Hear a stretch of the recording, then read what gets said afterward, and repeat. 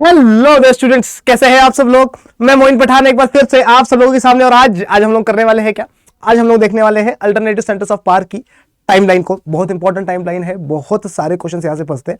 आप सबका स्वागत करता हूं मैं ह्यूमैनिटीज अड्डा 24/7 पर, जो कि आप लोग लेकर आता है बहुत सारे इंपॉर्टेंट ह्यूमैनिटीज से रिलेटेड वीडियोस, ह्यूमैनिटीज के हर सब्जेक्ट की वीडियोस, बहुत सारे शॉर्ट्स, बहुत सारे नोटिफिकेशंस, बहुत सारे अपडेट्स। और आप सबकी हेल्प करता है आपके एग्जाम में मार्क्स को रेज करवाने में और आपका एग्जाम क्लियर करवाने में। तो क्या आप सब लोग रेडी है? अगर रेडी है तो फटाफट से दिखाओ मुझे अपने गंदे गंदे से अंगूठे।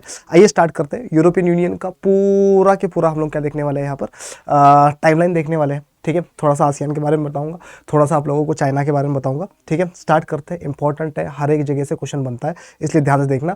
कहाँ से क्वेश्चन बनता है और कहाँ से नहीं बनता वो भी बताऊंगा। तो आइए देखते हैं, स्टार्ट करते हैं हम लोग। तो हमारे पास क्या है, यूरोपियन यूनियन की टाइमलाइन है। देखो, याद करो कि हुआ क्या था। 1945 में वर्ल्ड वॉर 2 खत्म, वर्ल्ड वॉर 2 खत्म होगी। यहाँ पे लिख देता हूँ, वर्ल्ड वॉर 2 खत्म। वर्ल्ड वॉर 2 खत्म होने के बाद यूरोप पूरा की पूरा खत्म हो चुका था। यूरोप खत्म, एकदम खत्म, कुछ नहीं बचा यूरोप में, है ना। मतलब डिस्ट्रक्शन हुआ था, खत्म। किसका? यूरोप का। अब जब यूरोप का डिस्ट्रक्शन हुआ था तो हमारे पास यूनाइटेड स्टेट्स ऑफ अमेरिका था, जो कि सुपर पावर बन चुका था after what, after the world war 2।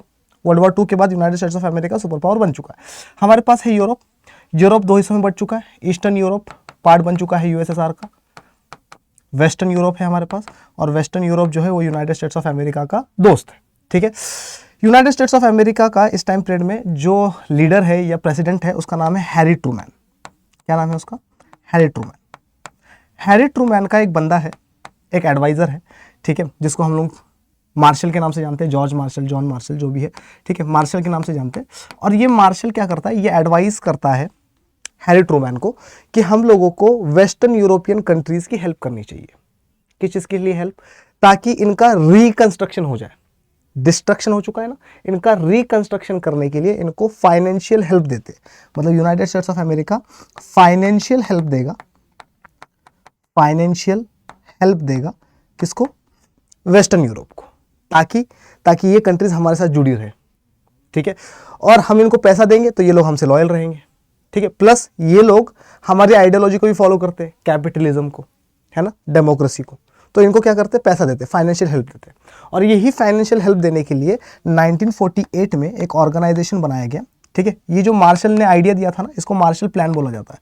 और मार्शल प्लान के बारे में आए कि मार्शल प्लान कौन से ईयर का है, तो हम लोग 1947 आंसर देंगे। तो 1947 में मार्शल प्लान आया, और मार्शल प्लान के थ्रू क्या दिया जा रहा है? हेल्प दिया जा रहा है, फाइनेंशियल हेल्प दी जा रही है वेस्टर्न यूरोपियन कंट्रीज को। ठीक है, लेकिन हेल्प कैसे दें?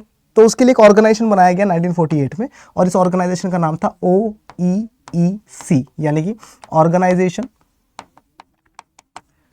फॉर यूरोपियन इकोनॉमिक कोऑपरेशन,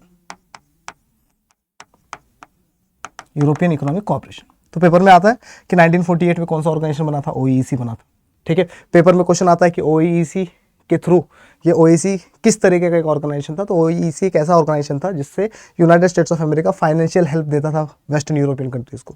फिर क्वेश्चन आता है कि OEC के बारे में बताओ थोड़ा सा।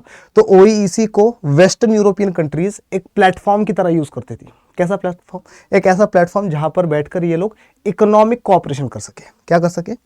Western European countries economic cooperation कर सके, इकोनॉमिक कोऑपरेशन कर सके, प्लस ट्रेड के रूल्स वगैरह बनाए। ठीक है, तो ट्रेड के लिए प्लेटफॉर्म मिल गया था इनको, क्योंकि इस टाइम पीरियड में हमारे पास क्या कहते हैं, 1948 है ना। हम लोग देखेंगे गैट भी 1948 में बन रहा है ना, general agreement on trade and tariff. ठीक है, लेकिन यूरोप वाले लोग, इनको अपना ट्रेड करने के लिए एक प्लेटफॉर्म मिल गया, इकोनॉमिक कोऑपरेशन करने के लिए एक प्लेटफॉर्म मिल गया, जिसका नाम OEC है। ठीक है, फिर ये जो हैरी ट्रूमैन है, ये कहता है कि यार सिर्फ इकोनॉमिक कोऑपरेशन क्यों, हम लोग एक सिक्योरिटी अलायंस भी बनाते हैं। क्या करते हैं? एक सिक्योरिटी अलायंस भी बनाते हैं। अब क्वेश्चन ये है कि सर ये सिक्योरिटी अलायंस किस चीज का? Security alliance. ठीक है, मतलब यूनाइटेड स्टेट्स ऑफ अमेरिका कहता है कि हम लोग एक मिलिट्री अलायंस बनाते हैं। ठीक है, और इस चीज को बोला गया ट्रूमैन्स डॉक्ट्राइन। क्या बोला गया? ट्रूमैन्स डॉक्ट्राइन। और ये जो ट्रूमैन्स डॉक्ट्राइन है, इसके तहत एक ऑर्गेनाइजेशन बनाई गई 1949 में, और इस ऑर्गेनाइजेशन का नाम है NATO, North Atlantic treaty organisation. तो दो चीज़ें क्लियर होगी हमारी, एक OEEC क्या है, इकोनॉमिक ऑर्गेनाइजेशन, एक मिलिट्री ऑर्गेनाइजेशन या सिक्योरिटी ऑर्गेनाइजेशन जिसका नाम है नेटो। जब ये बनी थी इसमें 12 कंट्रीज थी, और नेटो किसने बनाई है, यूनाइटेड स्टेट्स ऑफ अमेरिका ने बनाई है। किस सिद्धांत के तहत बनी, किस प्रिंसिपल के तहत बनी, किस डॉक्ट्राइन के तहत बनी, तो ये ट्रूमैन्स डॉक्ट्राइन के तहत बनी। Who was Truman? Harry Truman was the president of United States of America. ठीक है, तो मार्शल प्लान से बनता है OEEC, ट्रूमैन्स डॉक्ट्राइन से बनता है नेटो। क्लियर है, दो चीजें।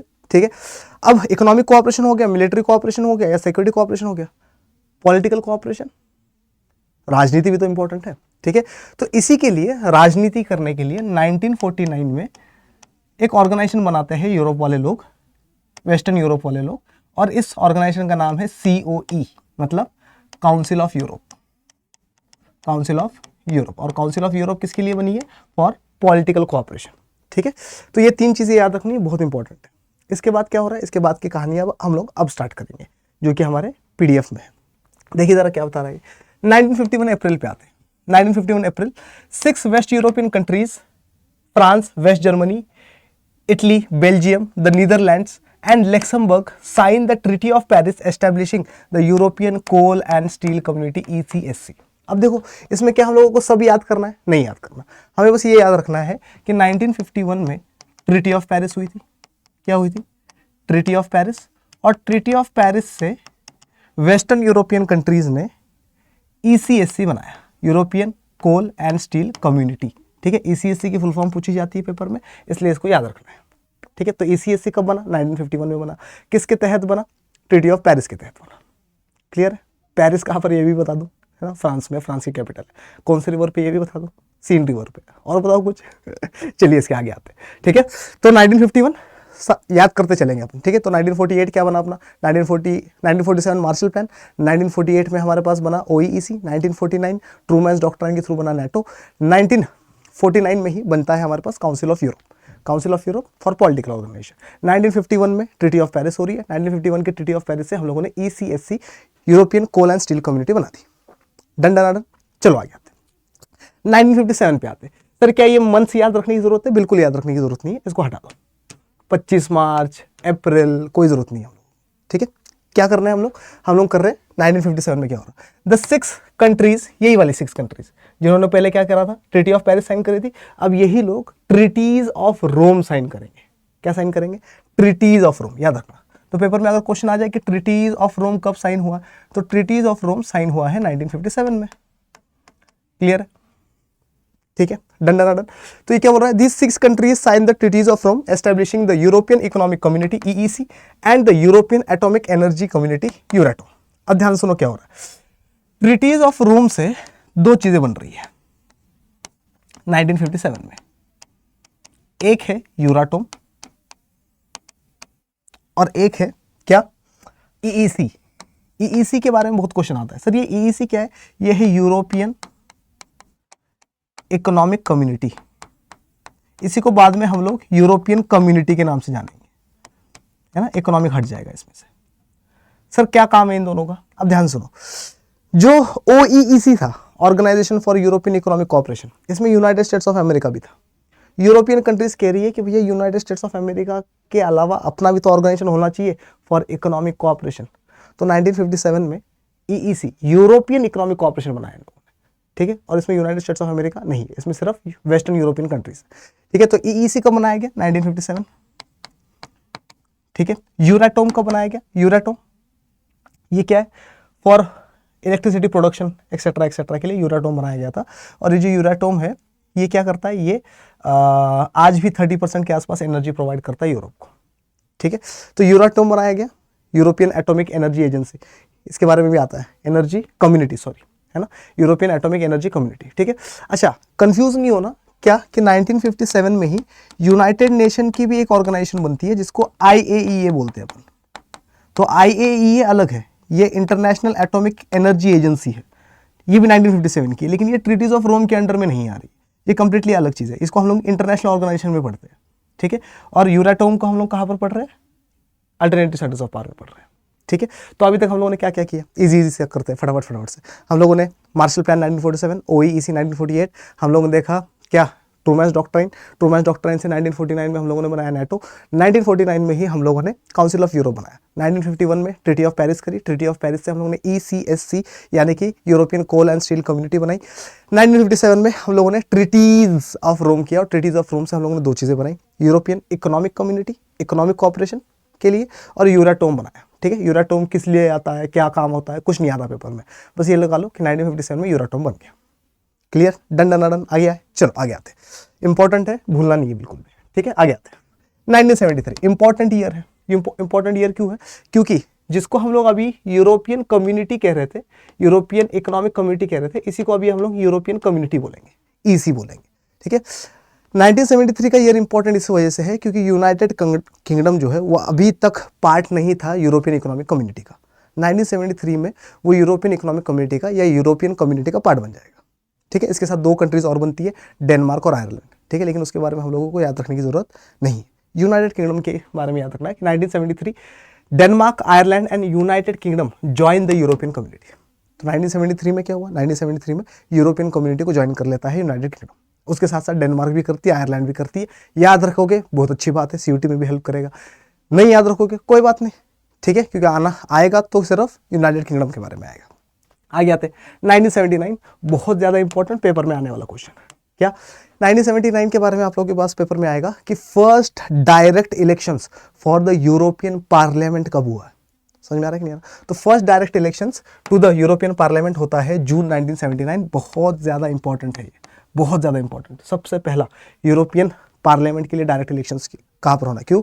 क्योंकि यूरोप को एक सुप्रा नेशनल ऑर्गेनाइजेशन की तरह काम करना था, है ना। यूरोप की कंट्रीज को, इन लोगों को स्टेट्स की तरह दिखाना था और पूरे यूरोप को एक कंट्री की तरह दिखाना था। तो पूरे यूरोप की एक ही पार्लियामेंट बनाई गई और इस यूरोप की पार्लियामेंट के लिए सबसे पहली बार डायरेक्ट इलेक्शन जो हो रहे हैं वो 1979 जून में हो रहे हैं। इंपॉर्टेंट है, पेपर में आता है, याद रखना है इसको। आगे आते हैं हम लोग 1981। क्या होगा 1981 में? 1981 में कुछ नहीं होगा। ग्रीस, जिसकी कैपिटल एथेंस है, ये क्या करेगा? ज्वाइन करेगा किसको? ग्रीस ज्वाइन करेगा यूरोपियन कम्युनिटी को, EC को। ठीक है, तो 1981 ग्रीस ज्वाइंस यूरोपियन कम्युनिटी। ठीक है, 1985 जून में क्या हो रहा है? बहुत इंपॉर्टेंट पेपर में। ग्रीस वाला इतना ज़्यादा इंपॉर्टेंट नहीं है, CUT में फिर भी देखने को मिल सकता है आप लोगों को। लेकिन 1985 जून में क्या हो रहा है? सेचेंजन एग्रीमेंट हो रहा है। सेचेंजन एग्रीमेंट क्या? अच्छा, आप लोगों को इंडिया और नेपाल का स्पेशल रिलेशनशिप पता है ना, किया है हम लोगों ने। क्या स्पेशल रिलेशनशिप है इंडिया और नेपाल के बीच में? कि इंडिया वाले लोग और नेपाल वाले लोग एक दूसरे के कंट्री में आ सकते हैं, जा सकते हैं, जॉब कर सकते हैं, घूम सकते हैं, फिर सकते हैं, विदाउट पासपोर्ट, विदाउट वीज़ा। आगे ना, पहचान पत्र होना चाहिए, आधार कार्ड है हमारे पास, चलो ठीक है। उसी तरीके से पूरे यूरोप ने 1985 में सेचेंजन एग्रीमेंट किया। कौन सा एग्रीमेंट किया? सेचेंजन एग्रीमेंट। कब किया? 1985 में। सर ये याद रखना है कि जून, जुलाई, अगस्त, सितंबर, कुछ याद नहीं रखना है। 1985 सेचेंजन एग्रीमेंट, जिससे यूरोपियन कम्युनिटी के मेंबर्स ने, EC के मेंबर्स ने बॉर्डर्स एबोलिश कर दिए या बॉर्डर्स ओपन कर दिए, ताकि एक कंट्री वाले लोग दूसरे कंट्री में जाए, दूसरे कंट्री वाले लोग तीसरे कंट्री में जाए, विदाउट वीज़ा, कोई पैसा नहीं लगेगा। ठीक है, 1985 the Schengen agreement abolish border controls among the European community members. बहुत इंपॉर्टेंट है, बॉर्डर खोल दिए गए। ठीक है, 1986 January Spain and Portugal join the European community. Sir paper में आता है क्या? ना CUT में देखने को मिलेगा आप लोगों को, ना ही आप लोगों को ये वाला क्वेश्चन देखने को मिलेगा कहाँ पर? बोर्ड्स में। तो इसको आप लोग छोड़ सकते हो 1986 वाले को, मुझे खुद याद नहीं है।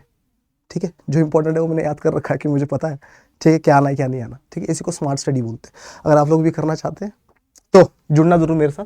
और अगर आप लोग मेरे साथ अभी तक टेलीग्राम ग्रुप में नहीं है तो मुझे टेलीग्राम ग्रुप में आने के लिए मुझे मेल करिए khan.ayu@adda247.com पर, और मेल करके बोलिए सर टेलीग्राम ग्रुप में ऐड कर दीजिए। मैं टेलीग्राम ग्रुप में ऐड कर दूंगा, सारी की सारी PDF वगैरह आप लोगों को वहाँ पर मिलती रहेगी। तो 1985 में सेचेंजन एग्रीमेंट, 1986 में क्या हो रहा है? स्पेन, पोर्तुगाल वगैरह वगैरह ज्वाइन कर रही है। ठीक है, 1990 अक्टूबर में क्या हो रहा है? Unification of Germany. ये हम लोगों ने कल भी पढ़ा था, जब हम लोगों ने क्या किया था, टाइमलाइन करी थी एंड ऑफ बाइपोलैरिटी की, है ना। 1989 में नवंबर में बर्लिन वॉल गिर जाती है, बर्लिन का यूनिफिकेशन। और उसके अगले ही साल 1990 में क्या हो रहा है? जर्मनी का यूनिफिकेशन हो रहा है ना, 11 महीने के अंदर। ठीक है, तो 1990 अक्टूबर यूनिफिकेशन ऑफ जर्मनी हम लोगों ने देख लिया। आगे आते हैं तो इसमें कुछ नहीं है। 1973 यूनाइटेड किंगडम ने ज्वाइन कर लिया यूरोपियन कम्युनिटी को, ठीक है। फिर हम लोगों ने करा किसके बारे में, 1979 के बारे में किया था हम लोगों ने कि यूरोपियन पार्लियामेंट के लिए डायरेक्ट इलेक्शंस हो रहे हैं। फिर हम लोगों ने करा किसके बारे में, 1985, इंपॉर्टेंट बता रहा हूँ, 1981 ग्रीस वाला भी याद कर सकते हो। 1981 ग्रीस यूरोपियन कम्युनिटी को ज्वाइन कर लेता है। 1985 में सेचेंजन एग्रीमेंट करा। 1986 वाला मैंने आप लोगों को छोड़ने के लिए बोला। और 1990 में यूनिफिकेशन ऑफ व्हाट, जर्मनी हो रही है। आगे आते हैं, आगे देखिए क्या बता रहा है ये देखो, ये क्या है ये क्या कहते हैं इसको,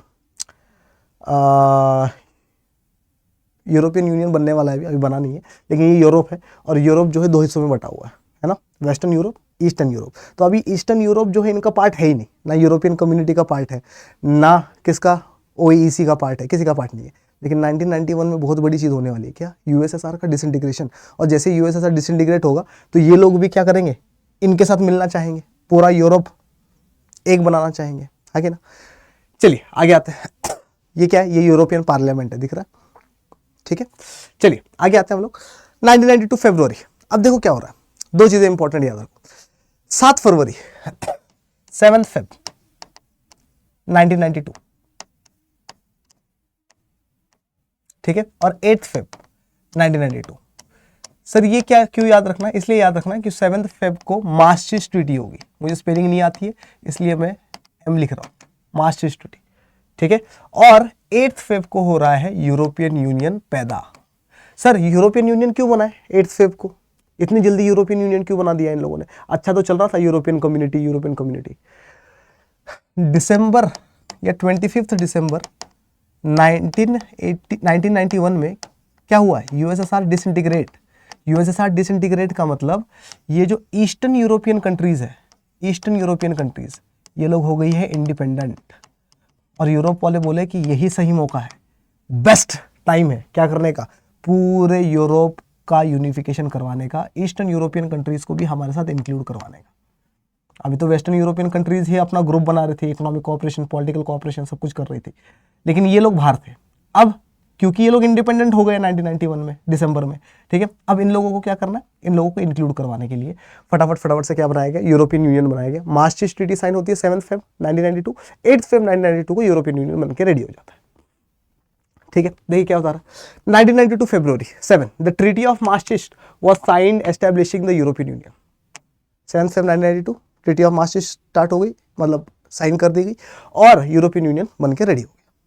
1993 में क्या हो रहा है, the single market was created, पूरे के पूरे यूरोप का एक सिंगल मार्केट बना। सर सिंगल मार्केट क्रिएटेड का क्या मतलब है, जैसे हमारे पास इंडियन मार्केट है, रुपीज़ में चलता है, ठीक है, जैसे हमारे पास अमेरिकन मार्केट है, डॉलर्स में चलता है, ठीक है, एक्सेट्रा।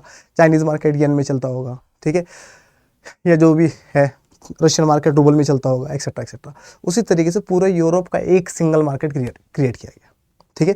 लेकिन अभी तक यूरो इंट्रोड्यूस नहीं हुआ है, ये भी याद रखना, ठीक है। चलिए आगे आते हैं हम लोग। 1993 जनवरी सिंगल मार्केट क्रिएट हो गया। 1995 January Austria, Finland and Sweden join the European union.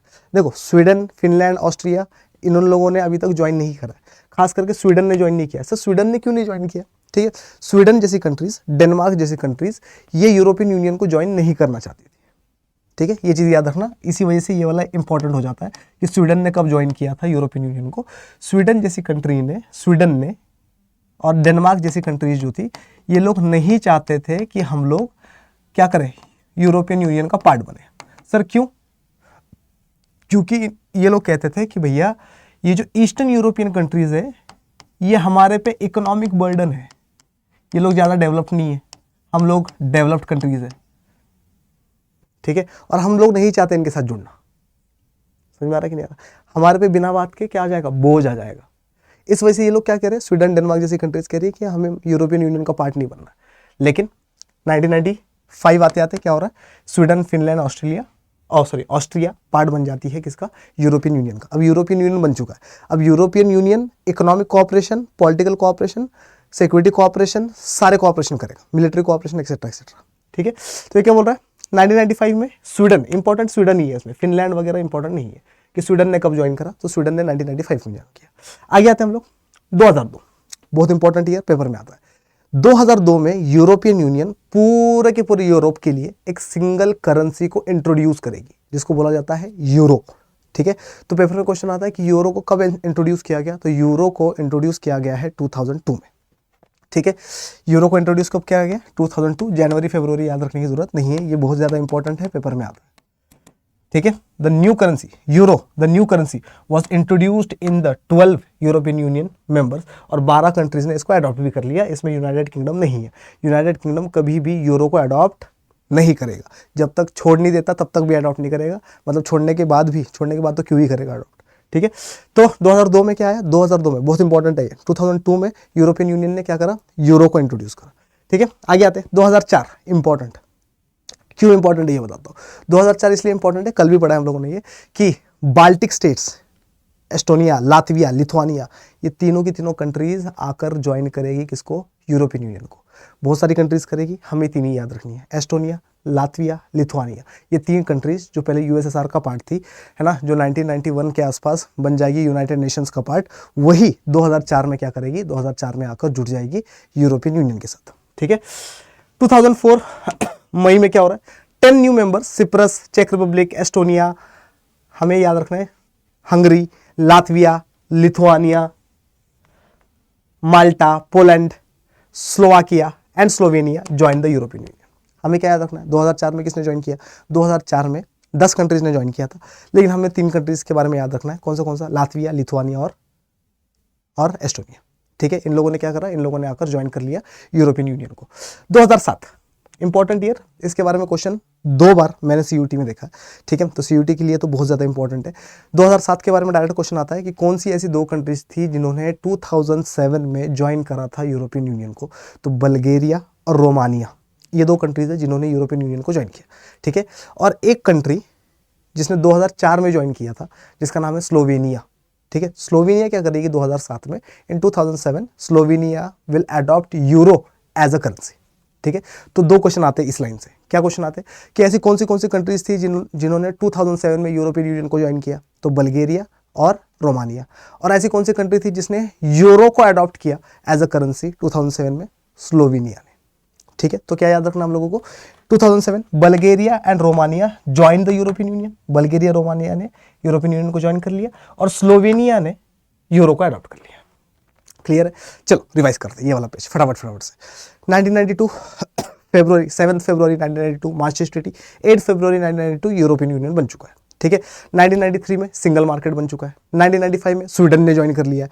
ठीक है, इसके बाद क्या है, 2002 यूरो एज अ करेंसी आ गई। ठीक है, 2004 एस्टोनिया, लातविया, लिथुआनिया, इन लोगों ने यूरोपियन यूनियन को ज्वाइन कर लिया। 10 कंट्रीज ने ज्वाइन करा, 3 इंपॉर्टेंट है, ये हम लोगों ने याद कर लिया। 2007 बल्गेरिया, रोमानिया, दोनों के दोनों ने क्या करा, यूरोपियन यूनियन को ज्वाइन करा। 2007 में स्लोवेनिया पार्ट बन जाएगा यूरोपियन यूनियन का, यूरो को अडॉप्ट कर लेगा। क्लियर है, 100% पक्की बात है। चलो आगे आते हैं, आगे आए, देखिए क्या बता रहा है, ये देखो, यूरो एज अ स्पेसिमेन 2002 में इंट्रोड्यूस हुआ है ना, तो ऐसे स्पेसिमेन आए थे। ठीक है, चलो आगे आते हैं। 2009 में क्या हो रहा है, इंपॉर्टेंट, लिस्बन ट्रीटी फोर्स में आ रही है। अब देखो जरा, यहाँ से 2 क्वेश्चन आते हैं। क्या क्वेश्चन आते हैं, लिस्बन ट्रीटी क्या है पहले ये समझ लो। ये जो लिस्बन ट्रीटी है, इट वॉज एन अमेंडमेंट, क्या था ये, अमेंडमेंट था ये मास्ट्रिक्ट ट्रीटी का। कौन सी ट्रीटी का, मास्ट्रिक्ट ट्रीटी का अमेंडमेंट था ये। ठीक है सर, ये कब आया था लिस्बन ट्रीटी, तो लिस्बन ट्रीटी के ऊपर साइन हुई है, लिस्बन ट्रीटी पे साइन हुई है 2007 में। और लिस्बन ट्रीटी फोर्स में कब आई है, तो लिस्बन ट्रीटी फोर्स में आई है 2009 में। सर पेपर में क्वेश्चन आता है इस बारे में, जी बिल्कुल आता है। ठीक है, ज्यादातर फोर्स वाला ही आता है कि लिस्बन ट्रीटी को फोर्स कब किया गया था। ठीक है, लेकिन सीयूईटी में मैंने 2007 वाला क्वेश्चन देखा है कि लिस्बन ट्रीटी के ऊपर साइन कब हुआ था। ठीक है, तो Lisbon treaty was signed in 2007, हालांकि किताब में नहीं है, लेकिन मैंने बता दिया आप लोगों को, आता है तो लिख देंगे। लिस्बन ट्रीटी क्या है, it was the amendment of Maastricht treaty. Lisbon treaty force में कब लाएगी, 2009, याद हो गया। ठीक है, आ गया 2012, बहुत इंपॉर्टेंट, क्योंकि यूरोपियन यूनियन को नोबेल पीस प्राइज मिलने वाला है। यूरोपियन यूनियन को क्या मिलने वाला है, नोबेल पीस प्राइज। कब मिलने वाला है, 2012 में। बहुत इंपॉर्टेंट है, बहुत ज्यादा इंपॉर्टेंट है। ठीक है, याद रखना इसको, पेपर में आया हुआ क्वेश्चन है। The European union is awarded the Nobel peace prize 2012, important, मैं लिख रहा हूं यहाँ पे। ठीक है, 2013 last country to join the European union, तो यूरोपियन यूनियन को ज्वाइन करने वाली लास्ट कंट्री कौन सी बनेगी, क्रोएशिया बनेगी। 2013 में पेपर में क्वेश्चन आता है, बहुत इंपॉर्टेंट है ये भी। ठीक है। तो 2013 में क्या हो रहा है, Croatia become the 28th member of the European union. Croatia 28th member बन रही है यूरोपियन यूनियन का। 2016 बहुत इंपॉर्टेंट ईयर अगेन, ठीक है। ब्रिटेन कह रहा है कि मुझे नहीं क्या करना, मुझे यूरोपियन यूनियन से अलग होना है, अलग होना है, अलग होना है। और 2016 में 2016 में ही, ठीक है, यूनाइटेड किंगडम में क्या होगा, वोटिंग करवाई जाएगी, रेफरेंडम करवाया जाएगा और यूनाइटेड किंगडम के सिटीजन से पूछा जाएगा कि भैया क्या करें, यूरोपियन यूनियन में रहे या यूरोपियन यूनियन से एग्जिट करें। ठीक है, तो 51.9% लोग बोलेंगे कि भैया निकल जाओ। याद रखना 2016 में वोटिंग हो रही है, निकला नहीं है ब्रिटेन। किसी भी ऑर्गेनाइजेशन से निकलना इतना आसान नहीं है, जैसे किसी ऑर्गेनाइजेशन में जुड़ना आसान नहीं है, उसी तरीके से किसी ऑर्गेनाइजेशन से निकलना भी बहुत आसान नहीं है, टाइम लगता है। 2 साल, 4 साल, 6 साल, 10 साल भी लग जाते हैं। ठीक है, किसी को मेंबर बनना है तब भी इतना टाइम लगता है, और किसी को मेंबरशिप हटानी है अपनी तब भी टाइम लगता है। तो 2016 में वोटिंग आई, यूनाइटेड किंगडम के सिटीजन्स ने वोट किया और 51.9% लोगों ने कहा कि हम लोगों को क्या नहीं करना, रहना ही नहीं है यूरोपियन यूनियन में, यूरोपियन यूनियन में हम लोगों को निकाल दो।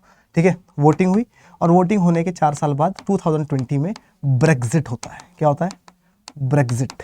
सर क्या है ब्रेक्जिट? ब्रिटेन का exit is called Brexit. Britain का exit from the European union is called Brexit. Clear, done done done. 2020 में निकलेगा, 2016 में रेफरेंडम हो रहा है या वोटिंग हो रही है। ठीक है, देखो जरा क्या बता रहा है। 2016 referendum in Britain, 51.9% voters decide that Britain exit और Brexit from the European Union. याद रखना, डिसाइड किया है, निकला नहीं है। निकलेगा कब? 2020 में, 2020 में। तो अगर ब्रेक्जिट के बारे में क्वेश्चन आए तो 2020। ठीक है, डिसीजन कब लिया? 2016। वोटिंग कब हुई? 2016। रेफरेंडम कब हुआ? 2016। ये वाला पेज, इस वाले पेज पे हम लोगों ने कुछ नहीं पढ़ा, बहुत इजी पेज है। लिस्बन ट्रीटी 2007, लिस्बन ट्रीटी को फोर्स में लाया गया 2009 में। 2012 में यूरोपियन यूनियन को नोबेल पीस प्राइज दिया गया। 2013 में क्रोएशिया लास्ट मेंबर बनता है, 28th मेंबर बनता है किसका, यूरोपियन यूनियन का। और 2016 में वोटिंग होती है, ब्रिटेन कहता है tata bye bye see you. ठीक है, 2020 में ब्रिटेन बाहर निकल जाएगा, ब्रेक्जिट हो जाएगा। आज यूरोपियन यूनियन में सिर्फ और सिर्फ 27 मेंबर्स है। क्लियर? अच्छा, एक इंपॉर्टेंट चीज जो इस टाइमलाइन में नहीं थी वो ये थी कि 2003 में यूरोपियन यूनियन ने एक सिंगल कॉन्स्टिट्यूशन बनाने की कोशिश करी थी। Single constitution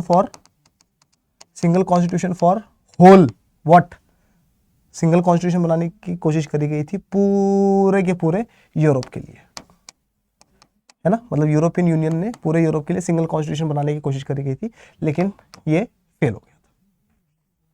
clear? 100% done done done. ये था पूरा के पूरा हमारा टाइमलाइन किसका, यूरोपियन यूनियन का। ठीक है, अब मैं क्या करता हूँ, आप लोगों को कुछ इंपॉर्टेंट चीजें बताता हूँ। ठीक है, आप लोग इसको लिख लीजिएगा क्योंकि ये एग्जाम में आने वाला है। ठीक है, कुछ बातें करते हैं, आइए जरा फटाफट से। तो हम लोग स्टार्ट करते हैं कहाँ से? हम लोग स्टार्ट करते हैं आसियान से। Association of south east Asian Nations कब बना है? 1967 फॉर्मेशन। ठीक है, किसने फॉर्म किया? IMPST, इंपॉर्टेंट SST के नाम से याद रखने के लिए बोला है मैंने आप लोगों को। ठीक है, Indonesia, Malaysia, Philippines, Singapore, Thailand. ठीक है, 1967 में बना आसियान। 5 कंट्रीज ने बनाया, बता दिया मैंने आप लोगों को कौन सी कंट्रीज। सिर्फ इकोनॉमिक कोऑपरेशन के लिए बना था, objective economic cooperation and through it, इसके साथ साथ क्या, economic cooperation and through it what, social and cultural development.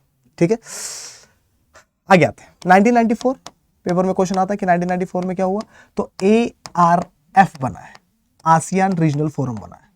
क्या बना है? आसियान रीजनल फोरम बना है फॉर पॉलिटिकल कोऑपरेशन या सिक्योरिटी कोऑपरेशन लिख सकते हो। ठीक है, अच्छा और क्या कर सकते हैं हम लोग इसमें हम लोग करेंगे 2003 में क्या हुआ, 2003 में आसियान कम्युनिटी बनी है, आसियान कम्युनिटीज बनी है। और आसियान कम्युनिटीज के 3 पिलर है, या आसियान कम्युनिटी लिख दो, इसके 3 पिलर्स है। कितने पिलर्स है? 3 पिलर्स। कौन से? पहला ASEAN economic community,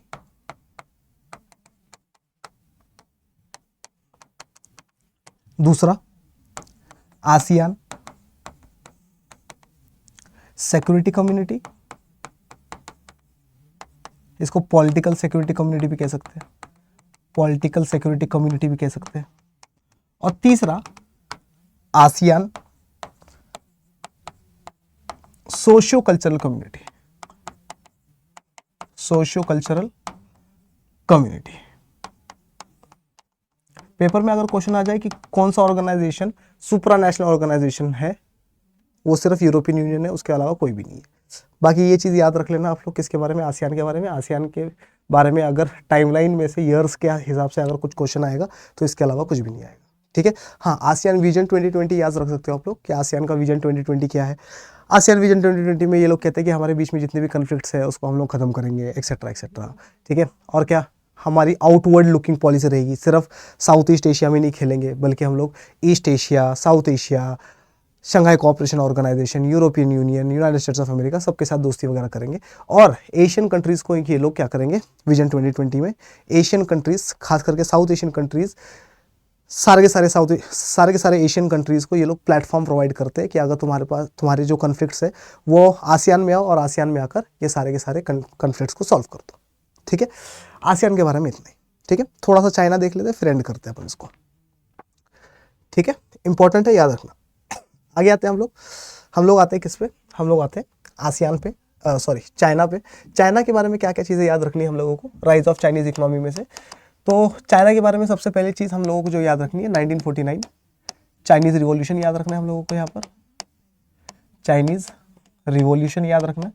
Chinese revolution के टाइम पीरियड में लीडर याद रखना है कि माओ ज़ेडुंग लीडर, माओ ज़ेडुंग, ठीक है। इस वाले चैप्टर में और हमारे पास क्या है, और हमारे पास है कि आफ्टर 1970s या ड्यूरिंग 1970s लिख लो, ज़्यादा बेटर है ना। आफ्टर 1970 लिख दो तो भी ठीक है। During 1970s China closure ties बना रहा है with United States of America, closer ties with United States of America. क्यों? क्योंकि 1950 में यूएसएसआर और चाइना के बीच में क्वारल हुआ है। याद रखना, लड़ाई नहीं हुई है, क्वारल हुआ है। क्वारल का मतलब झगड़ा हुआ है, लड़ाई नहीं हुई है, ठीक है। 1969 में यूएसएसआर और चाइना की लड़ाई हुई है, वॉर हुई है। सर किस मुद्दे पे वॉर हुई है? टेरिटरी को लेकर। चाइना को कितनी भी टेरिटरी दे दो, इसको तो कम ही लगती है, आगे ना। तो ये भी याद रखना। तीसरी चीज हम लोगों को जो याद रखनी है यहाँ पर, वो याद रखनी है कि 1972 क्या हो रहा है। 1972 में रिचर्ड निक्सन, कौन है Richard Nixon? Richard Nixon was the president of United States of America, US president. ये चाइना आता है विजिट करने के लिए। कहाँ आता है? चाइना में विजिट करता है, ठीक है। 1973 में आते हैं, चौथा पॉइंट 1973 जो हम लोगों को याद रखना है कि 1973 में क्या हो रहा है। चाइना का लीडर जिसका नाम है ज़हू एनलाई, चाइना का लीडर जिसका नाम है ज़हू एनलाई, ये क्या कर रहा है? ये चाइना का लीडर ज़हू एनलाई 4 मॉडर्नाइजेशंस की बात कर रहा है। 4 मॉडर्नाइजेशंस कि चाइना में 4 चीजों को मॉडर्न करना है हम लोगों को। सर कौन सी 4 चीजें जिसको मॉडर्न करना है? इसमें आता है हमारे पास मिलिट्री, इसमें आता है हमारे पास मिलिट्री के साथ साथ इंडस्ट्रीज, हमारे पास आता है इसके साथ साथ साइंस एंड टेक्नोलॉजी, और हमारे पास आता है क्या, चौथा एग्रीकल्चर। इंपॉर्टेंट है, याद रखना, पेपर में आता है कि 4 मॉडर्नाइजेशंस के बारे में कौन बता रहा है, तो ज़हू एनलाई बता रहा है। 4 मॉडर्नाइजेशंस कौन से फील्ड में थे बता दिया हमने आप लोगों को। 1978 पे आते हैं, जो याद रखना है हम लोगों को। 1978 में क्या हो रहा है? 1978 में चाइना का लीडर चेंज है, डेंग जियाओपिंग है, डेंग जियाओपिंग। और डेंग जियाओपिंग क्या कर रहा है? ये ओपन डोर पॉलिसी अडॉप्ट कर रहा है। तो चाइना ने ओपन डोर पॉलिसी कब अडॉप्ट करी है? तो चाइना ने ओपन डोर पॉलिसी को अडॉप्ट करा है 1978 में। क्लियर? इसके बाद हम लोग आते हैं छठे नंबर पर 1982। चाइना में शॉक थेरेपी नहीं आएगी। क्यों नहीं आएगी? क्योंकि चाइना स्टेप बाय स्टेप अपनी इकोनॉमी को खोल रहा है, स्टेप बाय स्टेप, ठीक है। तो 1982 में क्या होगा, 1982 में एग्रीकल्चर को प्राइवेट कर दिया जाएगा, एग्रीकल्चर को प्राइवेट कर दिया जाएगा। 1998 में इंडस्ट्रीज को प्राइवेट कर दिया जाएगा, इंडस्ट्रीज को प्राइवेट कर दिया जाएगा। 1995 में वर्ल्ड ट्रेड ऑर्गेनाइजेशन बना, ठीक है, और चाइना अभी तक उसका मेंबर नहीं है। 2001 में कहाँ लिखो, है क्या जगह, यहाँ लिख दो नीचे 10th पॉइंट। 2001 में चाइना वर्ल्ड ट्रेड ऑर्गेनाइजेशन का मेंबर बन जाएगा। क्लियर, चाइना के बारे में यही है हमारे चैप्टर में, इस वाले में, और कुछ भी नहीं है। क्लियर, पंचशील एग्रीमेंट वगैरह नहीं है, वो कंटेम्प्रेरी साउथ एशिया वाला जब टाइमलाइन कराऊंगा तो उसमें करवा दूंगा, ठीक है। यही सारी की सारी चीज़ें, आई होप आप लोगों को सारी की सारी चीज़ें समझ में आ गई होगी। क्लियर है, ठीक है। एक इसमें जापान वाला टॉपिक है, ठीक है, और जापान वाले टॉपिक में हम लोगों को जो याद रखना है वो ये याद रखना है कि जापान जो है वो लड़ाई झगड़े नहीं करता। जापान के पास आर्मी तो है, लेकिन जापान की आर्मी किसी के ऊपर अटैक करने के लिए नहीं बनाई गई है, बल्कि सेल्फ डिफेंस के लिए बनाई गई है। और जापान के article 9 of the Japanese constitution कहता है कि हम लोग क्या नहीं करेंगे, कभी भी किसी दूसरे कंट्री के ऊपर अटैक नहीं करेंगे। तो ये याद रखना है बस, ठीक है। तो ये पूरा की पूरा टाइमलाइन हमारी ऑलमोस्ट कंप्लीट है। आप लोगों को अगर कुछ क्वेश्चन वगैरह पूछना है तो आप लोग वीडियो के नीचे कमेंट सेक्शन में पूछ सकते हैं। जाने से पहले अगर आप लोगों में से कोई अभी तक मेरे साथ टेलीग्राम ग्रुप में नहीं है तो आप लोग क्या करिए, मुझे मेल करिए फटाफट से। और मुझे मेल कहाँ करेंगे आप लोग मुझे मेल करिए khan.ayub@adda247.com पर, और मेल करके बोलिए सर टेलीग्राम ग्रुप में ऐड कर दो। मैं टेलीग्राम ग्रुप में ऐड कर दूंगा, सारी की सारी पीडीएफ्स मिलती रहेगी, आप लोग वहाँ पर मुझसे क्वेश्चंस वगैरह भी पूछ सकते हो, ठीक है। इसके साथ साथ अगर आप लोगों ने अभी तक बोर्ड्स की तैयारी नहीं करी है, अगर आप लोगों ने अभी तक सीयूटी की तैयारी नहीं करी है, तो बोर्ड्स और सीयूटी की तैयारी करने के लिए आप लोग मेरे साथ महापैक में जुड़ सकते हो। अभी भी देर नहीं हुई है, फटाफट से आ जाइए, महापैक में जुड़िए। महापैक में जुड़ने के लिए आप लोगों को एक कोड का इस्तेमाल करना पड़ेगा, जो कि मेरा कोड है Y742। तो Y742 लगाइए, Y742 लगा के आपको 17% से लेकर 20% तक का भारी डिस्काउंट मिलने वाला है। और सीयूटी का एग्जाम जब तक खत्म नहीं होता तब तक ये वाला बैच आप लोगों को चलने वाला है। बोर्ड्स में तो काम आएगा ही आएगा, सीयूटी में भी काम आएगा, ठीक है। लगातार रिविजन्स होगी इसमें, ठीक है। टेस्ट सीरीज मिलेगी, मॉक टेस्ट मिलेंगे, एमसीक्यूज वाले बैचेस का एक्सेस होगा, सारे बैचेस का एक्सेस होगा, रिवीजन पे रिवीजन जब तक कि पेपर ना निकलता, जब तक कि हम लोगों को हमारी ड्रीम यूनिवर्सिटी नहीं मिलती है। समझ में आया कि नहीं? सर क्या क्या पढ़ाया जा रहा है महापैक में? तो महापैक में आप लोगों को English, Hindi, history, geography, political science, economics, legal studies, current affairs, strategy के क्वांट्स और रीजनिंग जैसे 11 सब्जेक्ट्स पढ़ाए जा रहे हैं, जो कि आप लोगों को बोर्ड्स और सीयूटी दोनों में भी बहुत ज़्यादा हेल्प करने वाला है, ठीक है। सर किस तरीके से बैच लिया जाए? तो बैच लेने के लिए आपको कुछ नहीं करना है। बैच लेने के लिए आप लोगों को जाना है सीधे अड्डा 24/7 की वेबसाइट पर। यहाँ पर जाइए, यहाँ जाके लिखिए अड्डा 24/7। जैसे ही लिखेंगे आप लोग वेबसाइट आ जाएगी, वेबसाइट पे क्लिक करेंगे, ऑल कोर्सेज का ऑप्शन आएगा, ऑल कोर्सेज पे आप करेंगे click, UG and PG entrance exam पे क्लिक करेंगे, सीयूटी यूजी के ऊपर क्लिक करेंगे, सीयूटी आर्ट्स के ऊपर क्लिक करेंगे, और यहाँ पर हम लोगों को महापैक दिखाई देगा, ठीक है। सारे बैचेस का एक्सेस है, ई बुक्स मिलती है, ठीक है। और क्या, ये टॉपर्स चॉइस है बोर्ड्स और सीयूटी के लिए, ठीक है। पॉलिटिकल साइंस तो रटवा दूंगा मैं आप लोगों को, ठीक है। तो आप लोग मेरे साथ जुड़ सकते हैं, इसके ऊपर क्लिक करिए ज़रा। क्लिक करने के बाद हम लोग क्या पता चल रहा है, कितने रुपए का बैच है? सर 7,299, जून तक चलेगा बैच, तब तक सीयूटी का एग्जाम खत्म नहीं होगा। और मैंने आप लोगों को कोड भी तो दिया है, ठीक है। बाय नाउ पे जाइए, कोड लगाइए। क्या कोड लगाएंगे आप लोग? Y742 अड्डा 24/7 का उल्टा ही है, इसको अप्लाई कर दीजिए। जैसे अप्लाई करेंगे अपन 1,240 रुपये बच जाएंगे, और अपने को ये वाला बैच सिर्फ और सिर्फ 6,058 रुपये मिलने वाला है, ठीक है। 6,058 रुपये, 6 महीने मज़ेदार बढ़िया रिवीजन, ठीक है, सारे सब्जेक्ट्स की। चलिए, आशा करता हूँ आज वाली क्लास आप लोगों को बहुत ज़्यादा पसंद आई होगी। पसंद आई है तो इसको लाइक करिए, शेयर करिए, कमेंट में बताइए आज वाली क्लास कैसी लगी आप लोगों को। और ऐसे इंपॉर्टेंट लेक्चर्स लेकर, टॉपिक्स लेकर मैं मोइन पठान आप लोगों के सामने रोज़ बरोज़ आता रहूँगा। तब तक के लिए मोइन पठान आप सबसे कहता है जय हिंद।